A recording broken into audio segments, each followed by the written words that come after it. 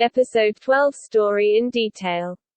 While Tae-Moo was being formally introduced to Rachel and Samantha, young Seo and Sung-hoon have dinner with her father. Things go surprisingly, suspiciously, well. So well, in fact, that when young Seo finds an engagement ring in Sung-hoon's glove compartment, she wonders why he's waiting. So what does our shy and sexy secretary do? He pulls the car over, vents his frustration that she's always beating him to the words he wants to say, and gets down on one knee. Yay! One of our couples is engaged. But the celebration is short-lived. Young Seo's father calls Sung-hoon and demands that he break up with her, not knowing young Seo overheard the entire conversation. Although Sung-hoon still feels dejected the next day, young Seo is calm and resigned, having accepted that her parents are crappy people a long time ago. Fortunately, she's surrounded by many other wonderful friends, including Hari and her family, who have prepared a birthday meal for her. Speaking of Hari's parents, Mom doubts that Hari really spent the night at young Seo's. Dad assures her that Hari is a good girl, but Mom counters that she was a good girl, too, when she lied to her parents and went on that trip with Dad when they were younger. Her intuition is proven correct when they return to the restaurant and spot Tae-Moo dropping Hari off at home. Mom immediately goes into attack mode, but her temper is quelled after a sneaky online search yields Tae-Moo's net worth. Hari's father, however, remains quiet, even after they sit down to drink and celebrate young Seo's birthday.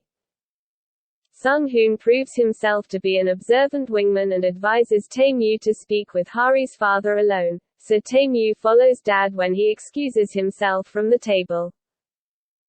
The two men have a touching heart-to-heart, as Dad shares how ashamed he is that Hari couldn't pursue her dreams growing up because their family didn't have enough money.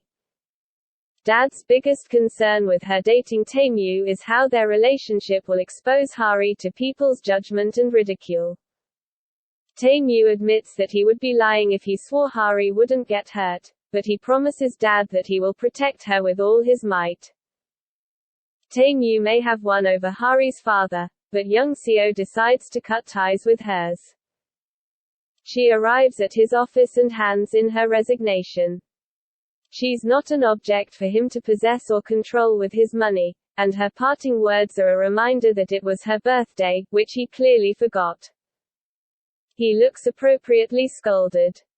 At home, Sung-hoon is supportive of her decision, but what will she do now? She's always wanted to start her own business, and there's no time like the present. It might be a little difficult because her severance pay isn't the ideal amount to get a startup off the ground, but it turns out Sung-hoon is quite the saver and investor. There are a lot of zeros in his bank book, and he insists on helping her. Meanwhile, Grandpa continues to be obstinate and fakes a medical emergency in order to scare Tae-Moo into being more compliant, but Grandpa's lie is exposed before he even gets the chance to emotionally manipulate Tae-Moo. Hari sees the situation as an opportunity to win Grandpa over, so she volunteers to take care of him at the hospital. Grandpa does his best to maintain his cranky, disapproving facade, but Hari's effortless ability to engage him in conversation has him slipping. He's impressed by her knowledge of fish and wants to regale her with tales of his fishing expeditions, and when Hari begins singing along with the television program they're watching, he taps his pineapple-socked feet along to the tune. Hari still feels like a failure, though, because every time she made some headway, he just as quickly crossed his arms and resumed his glowering. Her failed efforts are a blow to her ego, as she prides herself on being a nursing home idol who can charm the socks off people over 60. Tae-Moo is consoling her when the doctor joins them and explains that the tests he ran as part of Grandpa's fake illness revealed a legitimate problem with the stent in Grandpa's chest. Unfortunately, there's no way to safely repair the issue in South Korea, and if Tae-Moo wants to extend Grandpa's life, he needs to seek treatment overseas. Tae-Moo asks Hari to join him in the United States because he can't stand the thought of being away from her, and he would also prefer to have her by his side for moral support. Hari declines the offer, though. She knows if she follows him the gossip and speculation will only increase, and she can't place that added burden on him when he's already worried about Grandpa. Thankfully, our couple agrees to navigate a long-distance relationship instead of having a last-minute finale breakup. Even so, I grit my teeth when the 1 year later text pops up on the screen, and the drama does everything to show us just how much life in Seoul had changed over the last year. Hari's hair has grown out, and she now occasionally wears glasses. Kevin, who has upped his fashion game, is managing his own team, and even though he acts tough around his subordinates, he's still an AGO using softy around Yoo-Ju, his wife. Sung-hoon has taken the year off from work while Tae-Moo is in the States, and he's become the perfect house boyfriend to young Seo. That's right, they still aren't married, but I assume it's because they are putting their money towards young Seo's startup company and holding off on the wedding ceremony. Hari's parents are doing well, too, but Mom is growing annoyed with Tae-Moo, who hasn't returned to South Korea as quickly as he'd promised. She suspects that he has another woman, and her speculation is perfectly timed with his latest scandal, that he's dating a cellist. At first, Hari is trusting and dismisses the scandal as fake news. But then he doesn't answer her calls or her texts. Welp.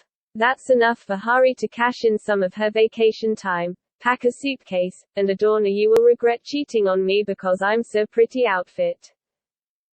As she loads her suitcase into the trunk of a nearby taxi, Tae-Moo emerges from the backseat. She's deliriously happy to see him, but then she remembers the scandal and slaps him in the chest. Tae-Moo explains that he was on the plane back to South Korea, to surprise her, when the scandal broke. The scandal was a lie leaked by the cellist's parents, who disapprove of her real boyfriend. After the misunderstanding is cleared, our favorite couple takes a walk among the cherry blossoms, and Hari asks if Grandpa approves of their relationship yet. Of all the things to remain unchanged over the past year, of course it's Grandpa's stubbornness. But it seems Grandpa has come around with time because he gave specific instructions to Tae-Moo: don't come home unless Hari accepts it. The "it" in question is a gorgeous engagement ring.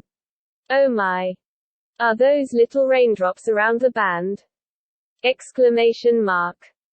Hari is surprised by the sudden proposal, but Tae-Moo reminds her that he's a man who hates wasting his time. Since he can't stand spending any more time apart, they should get married. Hari lets him place it on her finger, but as they walk away, happily, together again, she teases that she never said yes. That's all in this episode. We'll continue the story in the next video. Hope you like this video. Please subscribe to this channel to get more K-drama stories.